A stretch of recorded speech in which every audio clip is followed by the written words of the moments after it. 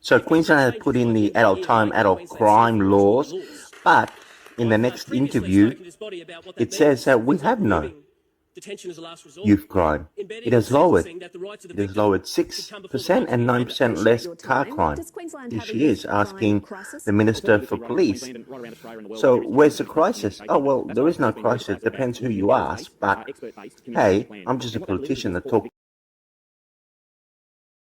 In the interest of community safety. For the last 12 months, youth crime has reduced. It's reduced by 6%.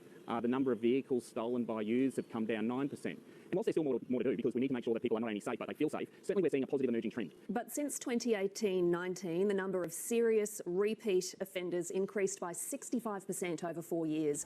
Here's a lesson on how not to answer a question by your favourite political party. They will do everything in their power not to answer a direct question. For the police to do more proactive patrol, but also more engagement with those serious. And there it is, more funding for the police. Thank you, Dutton, ex-cop, giving money to your mates for nothing because crime is down. Kids. They're coming down. In the movie Wag the Dog, they say we've got to stick the course. It's all friggin' political mumbo-jumbo to keep you docile. They're lying. We need to violence our victims, and that is why we've increased penalties, we've created new offences, we've provided more support, we've given police more training to better support victims and ensure... So, it's family violence that's causing the crimes, but instead of funding families, they're funding the police. How does that make sense? And this is what they've got their knickers in.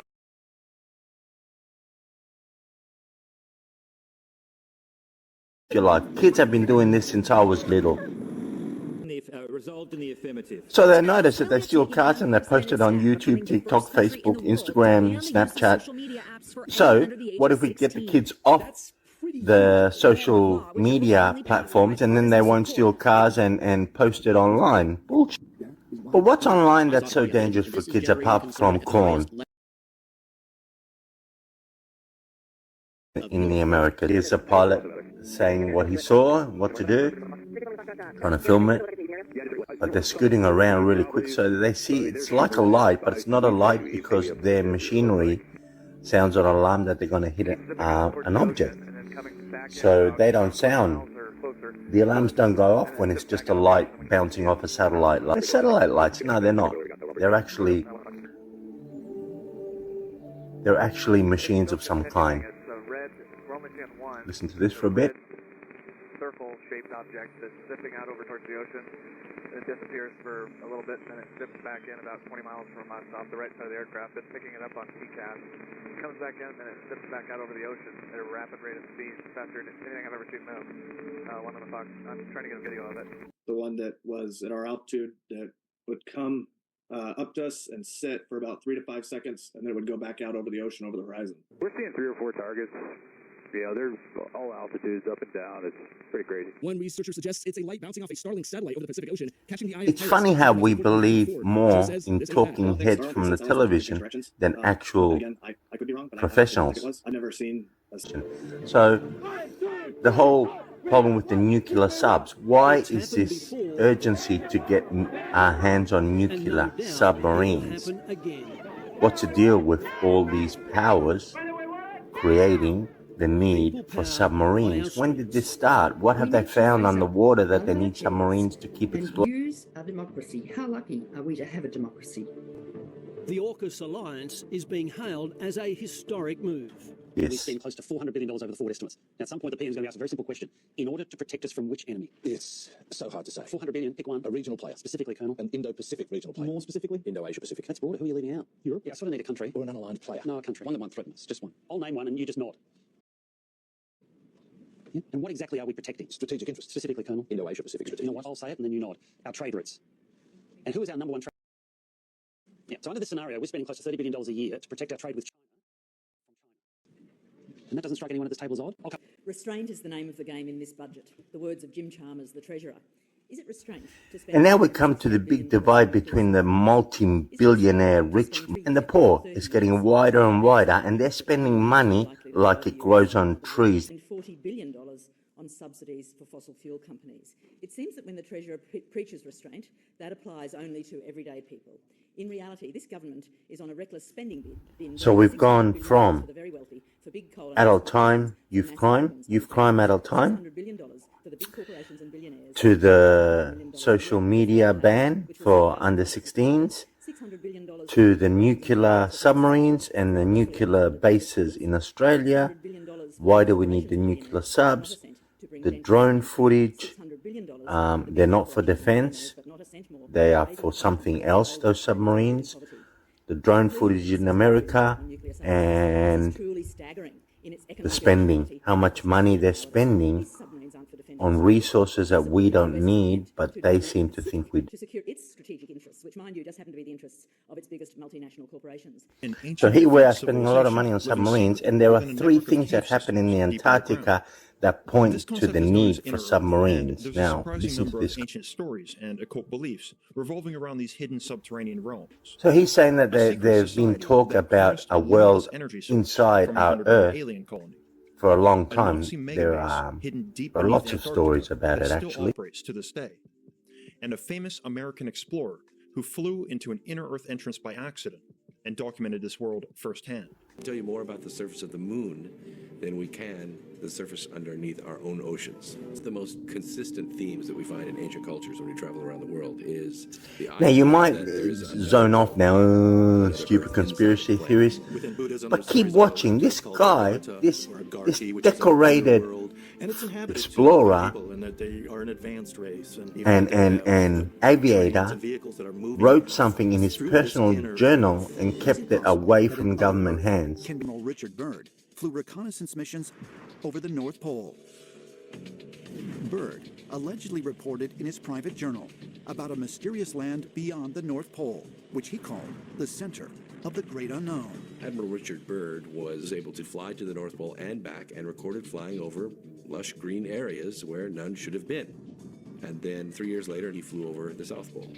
It's rumored that when Admiral Byrd's task force actually got to Antarctica, that one of the first things they discovered was an entrance into a hollow Earth civilization that was populated by very, very advanced beings. Now, when you look at the map of Antarctica, have a look at how many flags are on that map.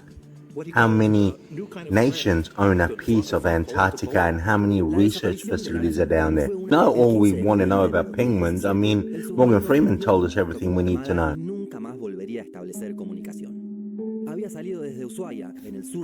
This is Spanish news about the Argentine submarine that mysteriously vanished, and various excuses were placed about why it sank. But experienced Marines did not cause an accident, I believe.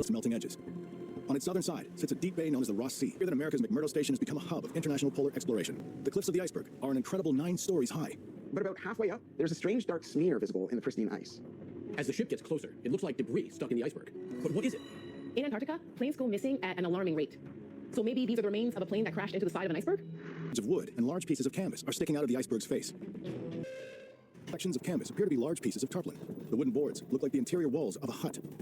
And it has been theorized by a number of people that Antarctica is some kind of alien base.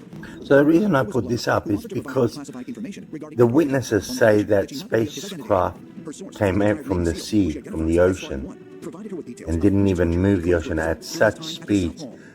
And I remember reading about that, and it happened in Antarctica by explorers and military personnel as well that were stationed there. Here we go. And even though these doors were that thick and that heavy, you could take one finger and push them and they would open. There was no resistance whatsoever.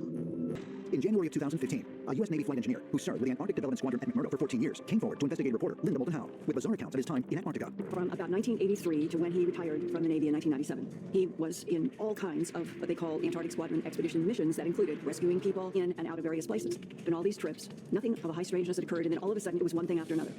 During a squadron mission in the Transantarctic Mountains, the whole crew saw a whole bunch of silver darting objects, and they are round. And he says they're doing the strangest thing. They're going like to this peak in a group, to this peak in a group, to this peak in a group. It's like Stargate, isn't it?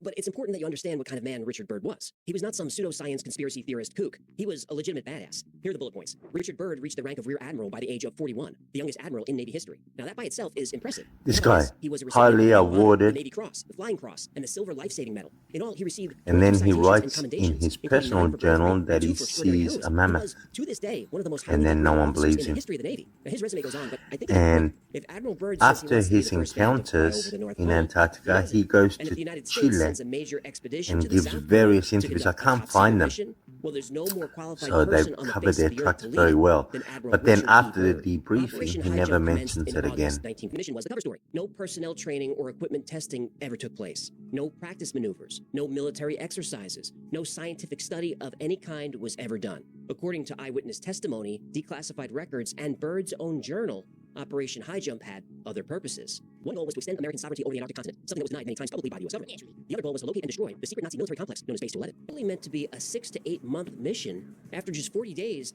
the base is evacuated and the task force withdraws. The Navy task force retreated to Chile, and as soon as they made port, rumors spread about strange findings and disasters that forced the mission to be cut short. Admiral Byrd himself spoke to the media, and rather than deny the stories, he expressed deep concern about the real possibilities of devastating aerial attacks on the U.S. He warned that there was a new enemy that could attack any country, at any time, anywhere, no matter the distance. And when Admiral Byrd got back to Washington, he was immediately debriefed. And though he had just spent 2 weeks making statements in the press, after a lengthy interrogation, Admiral Byrd never uttered another word about Operation High Jump. Name High Jump or all of them. You can look up all of the code names are on WikiLeaks. Admiral Byrd grabs the controls, but they're not responding. He notices the plane feels light and buoyant. Then, on both sides of the plane, strange aircraft are rapidly closing in. They're disc-shaped and seem to be radiating light, and somehow they're running completely silent. Now, thinking this is now a really good time to head back, Admiral Byrd tries the controls again. No luck. The craft are right up alongside his plane now, close enough that Admiral Byrd can see markings. In that instant, his wonder turns to terror. The markings? Artist Brownson gave testimony. Did they all fit back in Germany? I don't understand where all those people went. Who said objects shot Okay, so to summarize, we went from adult time, youth crime, to UFOs in Antarctica. I don't understand why they need to lock them up when crime is going down. Stop messaging me. Secondly, the drones and the UFOs and things that are coming up on TikTok and not in other media. What is happening? Where is it coming from? And like and follow, share, like, follow, share, like, follow, share.